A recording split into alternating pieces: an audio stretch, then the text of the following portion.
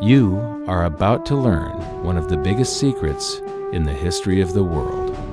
It's a secret that has huge effects for everyone who lives on this planet. Most people can feel deep down that something isn't quite right with the world economy, but few know what it is. Gone are the days where a family can survive on just one paycheck. Every day it seems things are more and more out of control, yet only 1 in a million understand why. You are about to discover the system that is ultimately responsible for most of the inequality in our world today.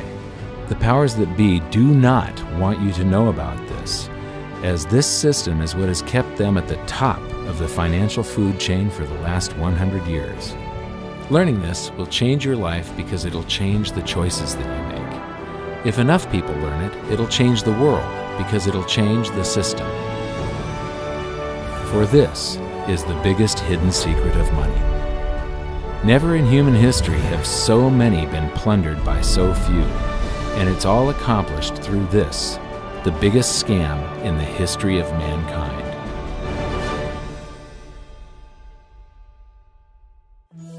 They say that money doesn't grow on trees, but the truth is that the modern banking system creates currency far faster than trees can grow.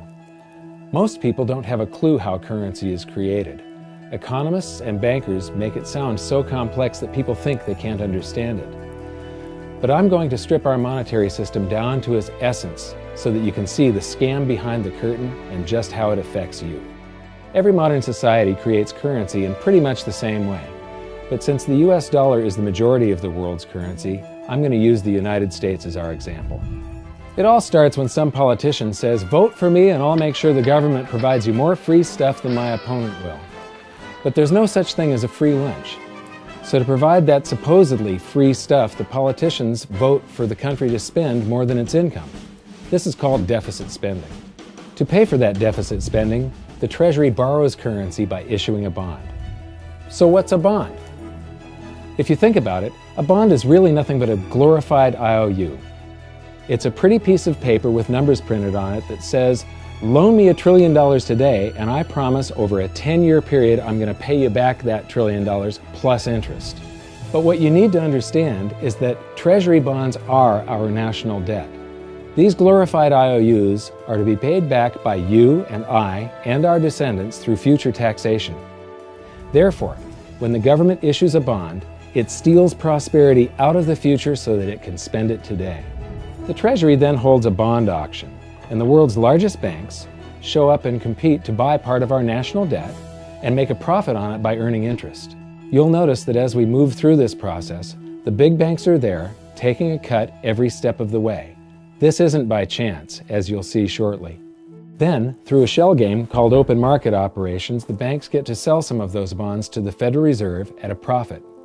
To pay for the bonds, the Federal Reserve opens up its big old checkbook and writes bad, bogus, counterfeit checks that should bounce because they're drawn on an account that always has a zero balance. There isn't 1 penny in there. To quote from the Boston Federal Reserve, "When you or I write a check, there must be sufficient funds in our account to cover that check. But when the Federal Reserve writes a check, there is no bank deposit on which that check is drawn. When the Federal Reserve writes a check, it is creating money." The Fed then hands those checks to the banks, and at this point, currency springs into existence. The banks then take that currency and buy more bonds at the next Treasury auction. But what is a check? A check is also an IOU. When you write a check, you're making a note that says, "Here's my IOU for cash. All you have to do is go to the bank and pick it up." Now, it's very, very important that you understand this process because we're going to come back later and show you the devastating effect this has on you. The Treasury issues IOUs, bonds. The banks then buy those IOUs with currency. The Federal Reserve then writes IOUs, checks, and hands them to the banks in exchange for the Treasury's IOUs, the bonds. And currency is created. So what's really happening is the Federal Reserve and the Treasury are just swapping IOUs, using the banks as middlemen, and abracadabra, presto, currency magically springs into existence. This process repeats and repeats over and over again, enriching the banks and indebting the public by raising the national debt. The end result is that there's a buildup of bonds at the Federal Reserve and currency at the Treasury. This process is also where all paper currency comes from. The Federal Reserve and the government mistakenly call it base money because they didn't watch episode 1 of this series and they don't know the difference between money and currency. But I will correctly refer to it as base currency because it is not money. It is currency, and as we've learned, there is a big difference. Money has to be a store of value and maintain its purchasing power over long periods of time. We learned in episode 1 that earlier in our history, our paper currency was just a claim check. It was a representation for real money of intrinsic value, the gold and silver that was held on deposit at the Treasury. You could walk into any bank and slap your currency, like say a $20 bill, on the counter and redeem it for real money, a $20 gold piece. But now, this base currency that's piling up back here is really nothing but a receipt or a claim check on an IOU, that bond. So it's really nothing but a supply of numbers. The Treasury then deposits the newly created currency into the various branches of the government, and the politicians say, "Hey, thanks for that." And the government does some deficit spending on public works, social programs, and war. The government employees, contractors, and soldiers then deposit their pay in the banks. Now, this may come as a shock to you, but when you deposit your currency with the bank, you're not actually depositing it into an account to be safely held in trust for you.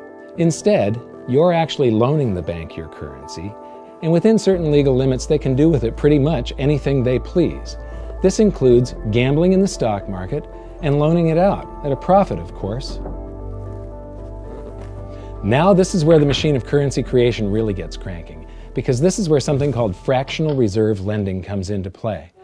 Fractional reserve lending is exactly what it says. The banks are allowed to reserve only a fraction of your deposit and loan the rest out.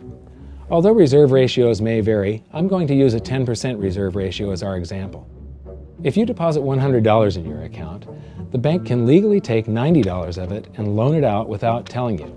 The bank must hold $10 of your deposit in reserve just in case you want some of it. These reserves are called vault cash. But why does your bank account still say you have $100 if the bank has stolen $90 of it? Because the bank left IOUs it created, called bank credit, in its place. Now I know this sounds crazy, but here it is in black and white from the Fed. Commercial banks create checkbook money when they grant a loan simply by adding new deposit dollars in accounts on their books in exchange for a borrower's IOU. These are nothing but numbers that the banks type into their computers. And even though these bank credit IOU numbers are very different from base currency numbers, because they only exist in computers, they are still currency. So now there is $190 in existence. Now, the reason people take out loans from the banks is to buy something. They're going to buy a house or a car or something like that. So the borrower takes the $90 that the bank loaned to him from your account, and he pays the seller of the item.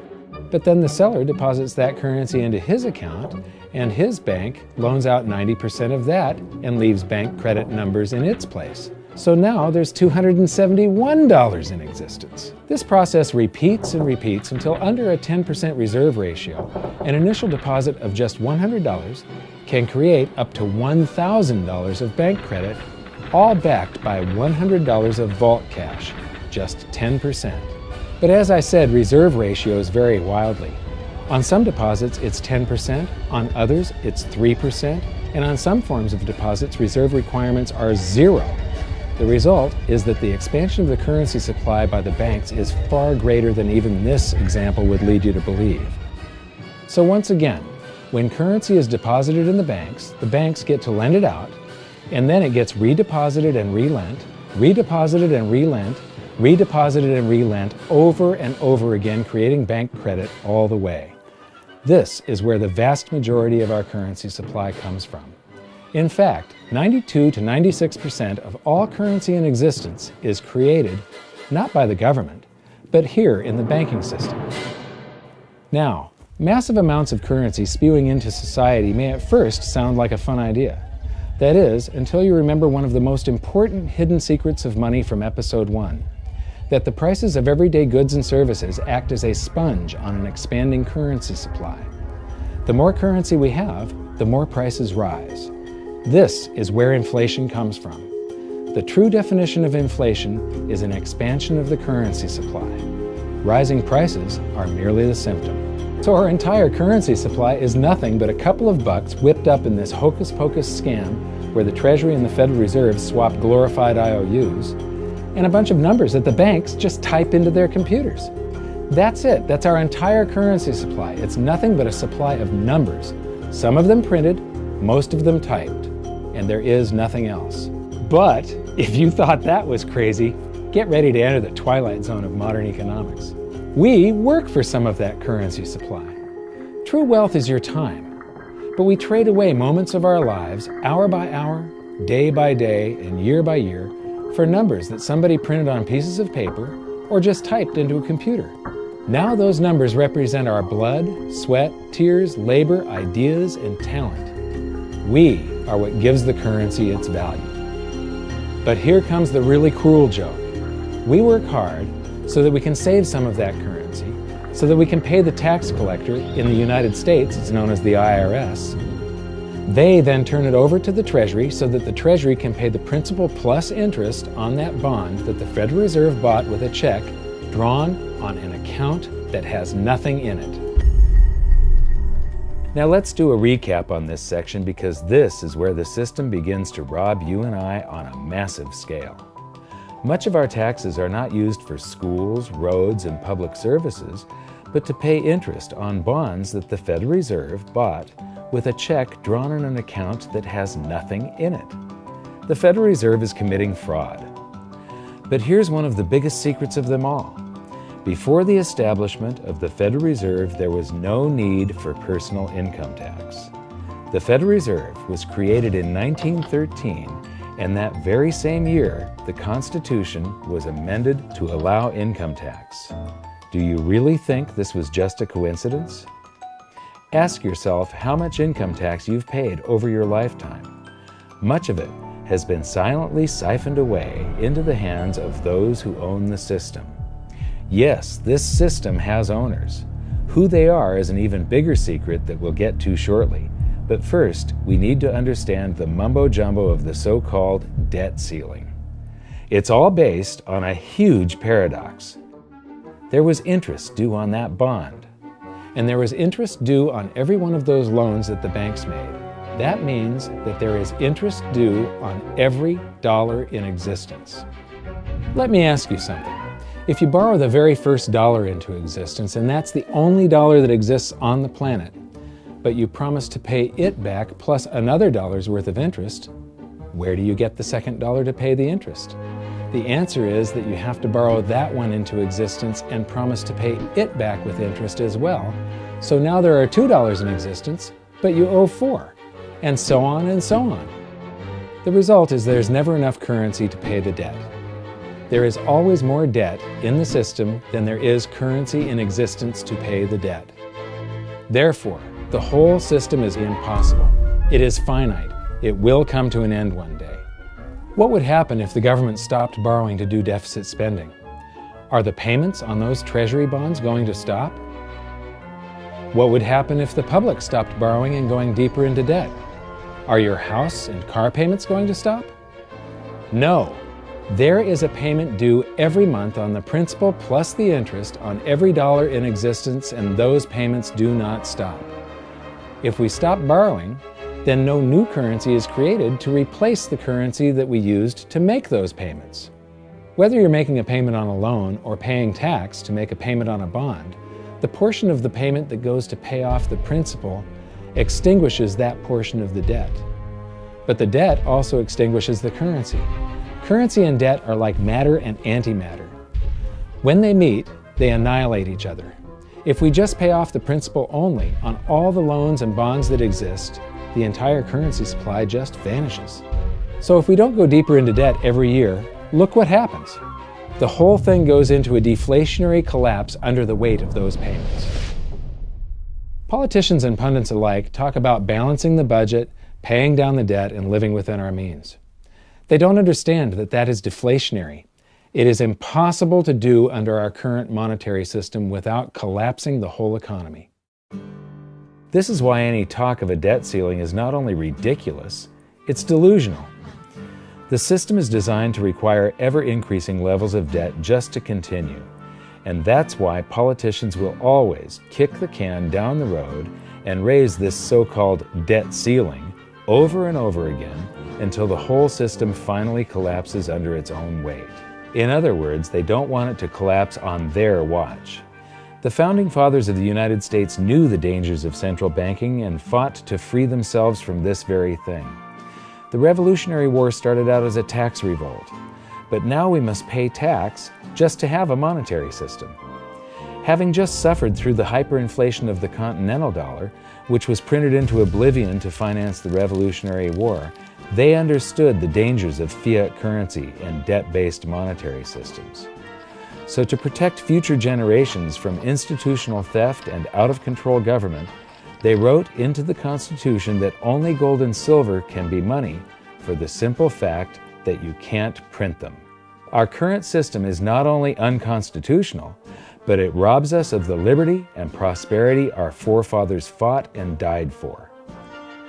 We are all feeling the effects of ignoring the Constitution right now.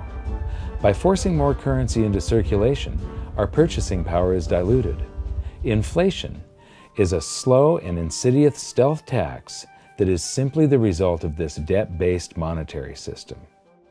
This system empowers and benefits those who create the currency and receive it first, as they get to spend it into circulation before it has an effect on the economy. They're stealing purchasing power from you and transferring it to the banks and the government every hour of every day because of this false monetary system. And it's not like the people at the top don't know this. To quote the Federal Reserve, the decrease in purchasing power incurred by the holders of money due to inflation imparts gains to the issuers of money. This is a fraud. It is a pyramid scheme, it is a Ponzi scheme, it's a scam, and it's a lie. Our entire monetary system is nothing but a form of legalized theft. But here's the biggest con job of them all. The Federal Reserve is not federal, it has stockholders. There is no federal agency that has stockholders. What's a stockholder? A share of stock represents a percentage of ownership in a corporation. So the stockholders are the owners of that corporation. Therefore, the Federal Reserve is a private corporation with owners. And you can see it for yourself if you go to the Federal Reserve's website, and it will say, the stockholders receive an annual dividend of 6%. Now we know that the stock in the Federal Reserve was originally issued to the largest banks in the United States. But because of mergers and acquisitions through the years, you can't actually trace who owns the stock in the Federal Reserve. That's a very closely guarded secret. My guess would be that the owners are those primary dealers, the banks that get to make a profit by selling part of our national debt, those bonds, to the Federal Reserve, who buys them with a check from nothing. Then we pay tax to pay the principal and the interest on those bonds so that the Federal Reserve can pay the banks a 6% dividend. Don't be alarmed if you don't quite comprehend the deception of this system at first glance. Very few people do. It is purposely complex. The economist John Maynard Keynes once wrote, "By this means, government may secretly and unobserved confiscate the wealth of the people, and not one man in a million will detect the theft."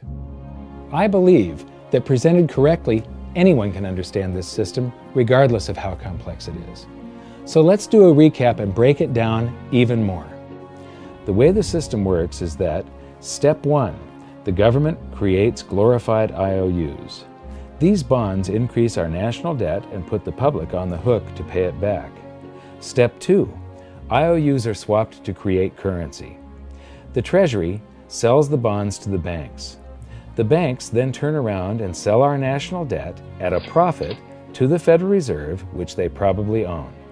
The Federal Reserve then opens its checkbook that doesn't have a penny in it and buys those IOUs with IOUs that it writes, checks, on a checking account that has a zero balance.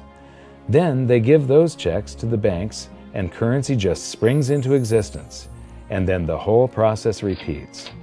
This results in a buildup of bonds at the Federal Reserve and currency at the Treasury, which is really just a supply of numbers.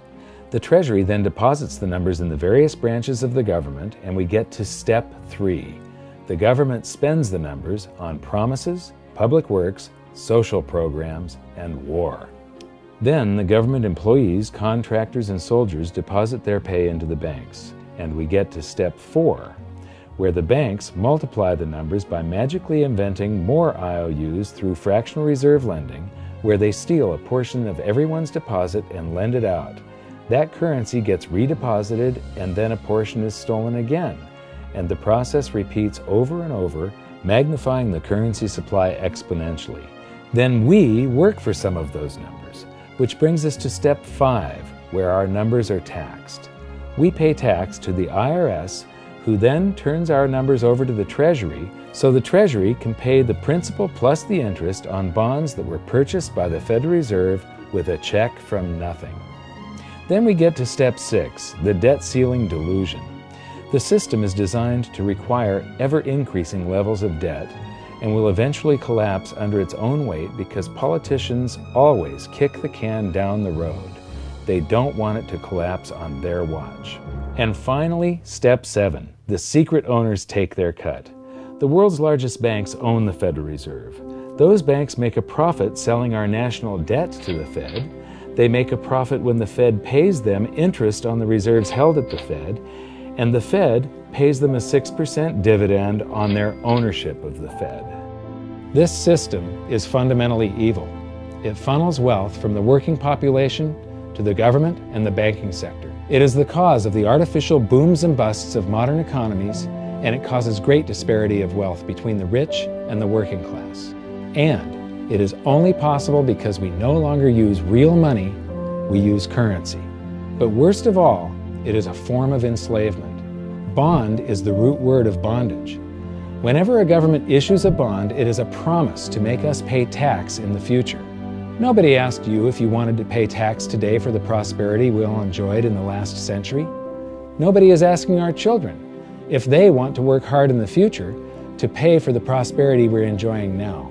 George Washington once wrote to James Madison, "No generation has the right to contract debts greater than can be paid off during the course of its own existence." By stealing prosperity from tomorrow so we can spend it today, we enslave ourselves and future generations. Now this all sounds pretty bad, but there is great hope, for you are the greatest threat to this false monetary system. This system relies on the public being ignorant of its workings. Please share this knowledge with everyone you know, because an informed public that fully understands the system can build a better future for generations to come. And now I leave you with this quote, widely attributed to a former director of the Bank of England. The modern banking system manufactures money out of nothing. The process is perhaps the most astounding piece of sleight of hand that was ever invented. Banking was conceived in inequity and born in sin. Bankers own the earth. Take it away from them, but leave them the power to create money and control credit, and with the flick of a pen, they will create enough money to buy it back again. But if you want to continue as the slaves of bankers and pay the cost of your own slavery, let them continue to create money and to control credit. This is the Federal Reserve in Washington, D.C. It's located on Constitution Street, and that is just as much of a joke as the New York Fed being located on Liberty Street. Both of them are unconstitutional, both of them limit our liberty, and they transfer wealth away from us every second of every day to the Federal Reserve, to the government, and to the banking sector. You are now among the 1 in a million who can detect the theft of your prosperity. So the big question is, what can you do about it? 1. Watch this video until you can describe and teach it to others. Those who understand this system can make preparations for its unavoidable collapse and protect themselves. History shows that those who don't will probably be wiped out. 2. Share this video with everyone, especially those you care about. All it takes is a mouse click or two to get this message in front of millions. Post this video on Facebook, tweet it, email it to loved ones. Please share it wherever you can. 3. Join the conversation. The current world monetary system is based on a 300-year-old design meant to enrich a few at the expense of the many. There must be a better way. At hiddensecretsofmoney.com, we've created an open-source platform for the design and development of a new world monetary system. We're calling on every economist, every student, every college, every bright mind, and anyone who cares to join the discussion. In educating ourselves and each other, we can prevent the further loss of our freedoms and maybe, just maybe, win some of them back.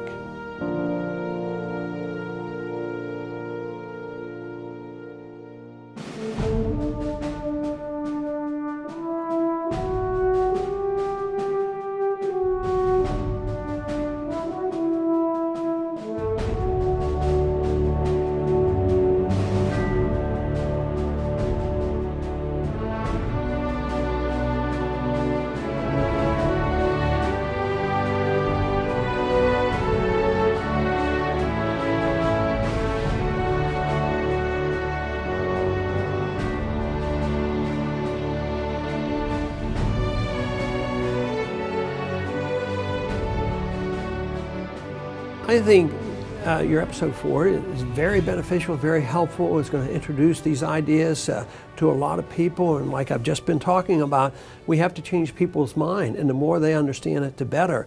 And I think we're at this point now where more people in the last several years, 4 or 5 years, have thought about the Fed than they ever have in the previous 95 years. So I think an explanation and diagrams to show it is very helpful, because quite frankly, they're not going to get it in their grade school, they're not going to get it in their high schools, they're not going to get it in college unless they're in a very rare circumstance to understand how this works.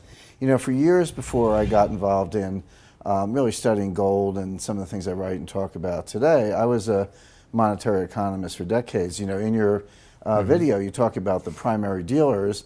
I was chief counsel and chief credit officer of one of the largest primary dealers for 10 years. So I had an inside seat on the Treasury market and have the privilege of working with several former vice chairmen of the Board of Governors, Manley Johnson and David Mullins, going back to the 80s and the 90s. So I'm very immersed in what you were talking about, and I thought it was extremely accurate, extremely clear. I didn't think you were stretching on any points. It was really like something out of a PhD course, except that it was very easy to understand. I think it's accessible. I think we're seeing a little bit of a revolution in communications in the following sense. You know, as you point out, the Fed was created in 1913. Well, in 1913, there was no web, there was no YouTube, no Twitter. There was really no one to kind of stand up and oppose the Fed or call them out, if you will, or really get into a discussion that everyday Americans could follow. That's not true now with social media and everything else. You can reach out to millions and tens of millions of people and tell them what's going on. I think you've done that. You've done it successfully. I applaud it. I think this is a great video. I look forward to seeing it again. I know millions of people will enjoy it. Well, as we know, the Federal Reserve believes it can create money out of thin air, not realize money is supposed to represent real products and services. And what people don't realize is when the Fed does that, in effect, as Keynes pointed out, it's a form of taxation. It's a form of confiscation.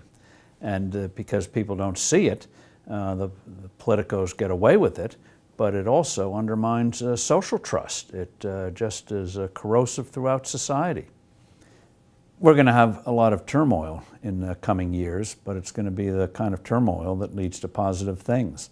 So don't despair. Get out there and fight, because the tide is going to turn. This is going to be the status last stand. Thank you. This episode of Mike Maloney's Hidden Secrets of Money was brought to you by GoldSilver.com and the new Silver Pegasus Round. To learn how to protect your family and turn the coming economic storms into opportunity, visit GoldSilver.com.